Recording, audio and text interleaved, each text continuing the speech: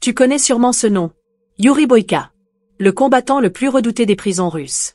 Mais aujourd'hui, il est libre et prêt à affronter le monde entier. Ce qu'il ignore, c'est que la plus grande bataille de sa vie ne se jouera pas sur un ring. Bienvenue dans Recap Story. Voici l'histoire incroyable d'un homme brisé qui cherche la rédemption, à coups de poing. Boyka vit à Kiev. Il s'entraîne jour et nuit, prêt à tout pour atteindre le sommet du MMA. Après 10 ans de bagarre en prison, il n'a plus peur de rien. Mais cette fois, c'est un vrai championnat qui l'attend. Son combat? Viol. Brutal. Impitoyable. Et Boyka détruit littéralement son adversaire. Mais le lendemain, tout bascule. La nouvelle tombe, l'homme qui l'a battu est mort. Hanté par ce drame, Boyka décide de tout quitter. Il part pour la Russie, à la rencontre de la veuve de Victor.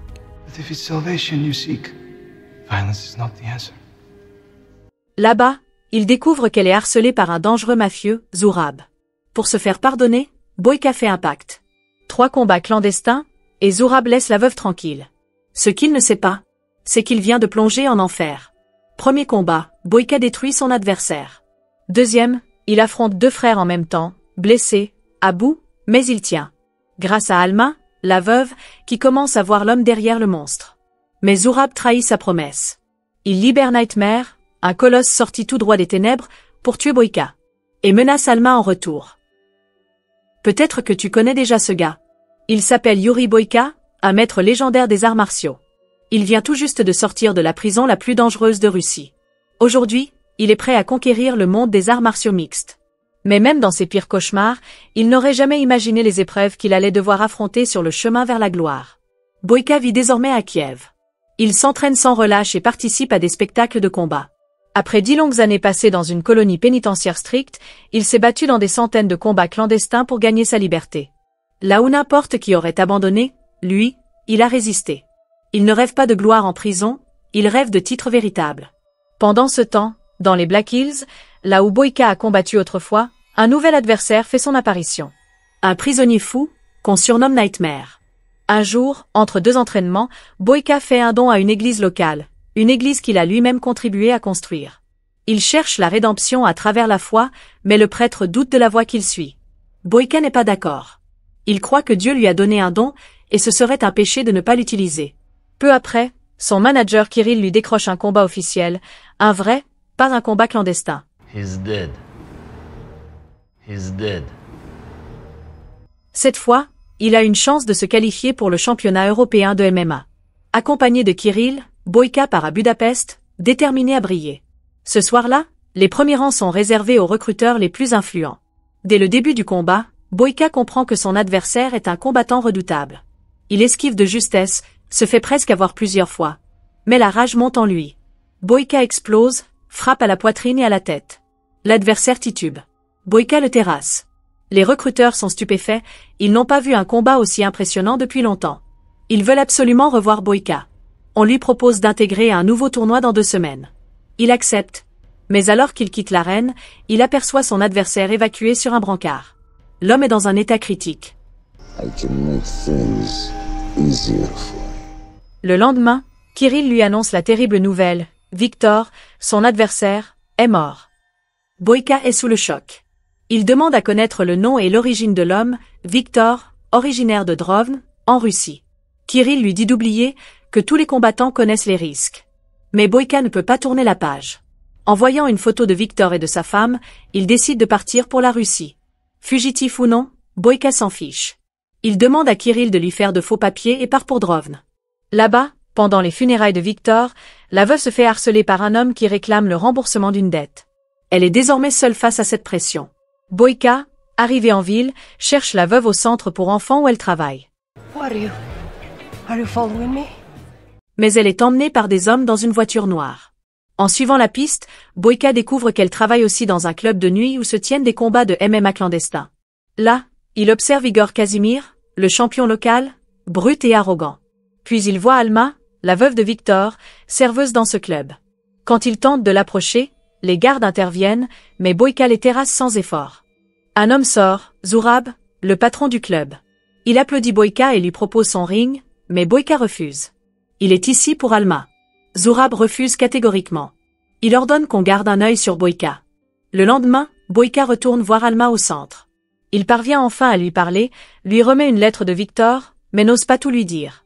Quand elle commence à poser des questions, Boyka avoue, c'est lui qui a tué Victor. Alma est bouleversée. Elle refuse l'argent qu'il lui offre et le traite de meurtrier. Pendant ce temps, Zurab cherche un nouveau champion. Boyka revient et lui propose un marché. It was me. I was the one in the ring in Kiev. 3 combats, et en échange, Zurab laisse Alma tranquille. Zurab accepte. Mais il appelle Boyka par son vrai nom, révélant qu'il connaît tout de lui, même ses faux papiers.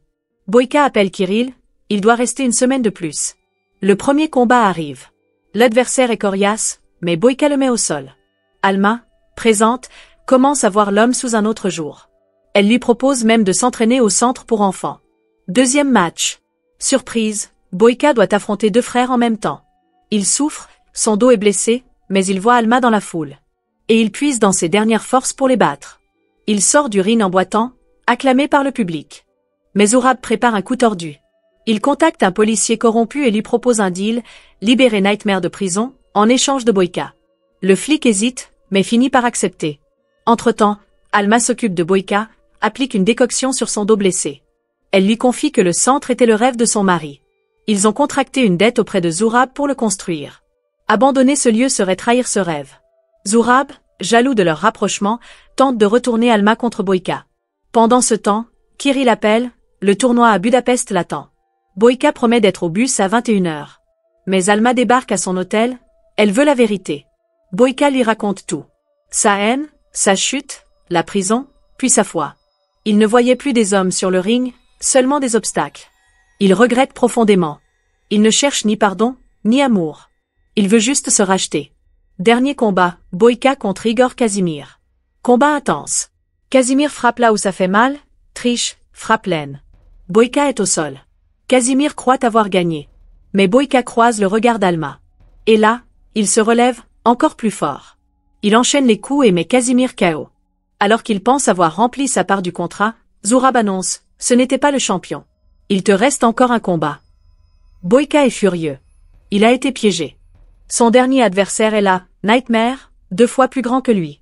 Zurab installe Alma à ses côtés, comme un trophée. Le combat commence. Boyka tombe. Tout le monde pense que c'est fini.